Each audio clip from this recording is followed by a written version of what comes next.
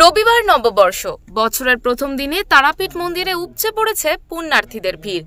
সকাল থেকেই মন্দিরের সামনে লাইন দিতে দেখা গেছে পুণ্যার্থীদের। বছরের প্রথম দিনে মা তারার পুজো দিয়ে পরিবারের মঙ্গল কামনা করছেন তারা।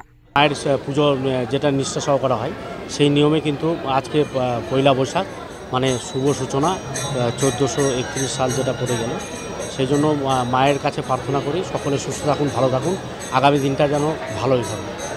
এবং আজকের দিনে মানে ব্যবসায়ীদের ভিড়টা বেশি, এই কারণে যে হালখাতা দিয়ে যে মায়ের পুজোর সূচনা করা হয়, যে এই দিন হালখাতা পুজো করে মাকে মানে জানায় যে ব্যবসার সূচনা করে, সেই জন্য আজকে সাধারণ পুণ্যার্থীদের পাশাপাশি আজকের দিনে তারাপীঠ মন্দিরে এসেছেন বহু ব্যবসায়ী।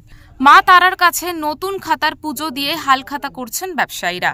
সব মিলিয়ে নববর্ষের দিনে তারাপীঠ মন্দিরে ঢল পুণ্যার্থীদের। ভিড় নিয়ন্ত্রণ করতে মন্দিরের সামনে ব্যারিকেড তৈরি করা রয়েছে মন্দির কমিটির নিজস্ব বেসরকারি নিরাপত্তা বাহিনী। তারাপীঠ থেকে আশিস কুমার মণ্ডলের রিপোর্ট, ওঙ্কার বাংলা।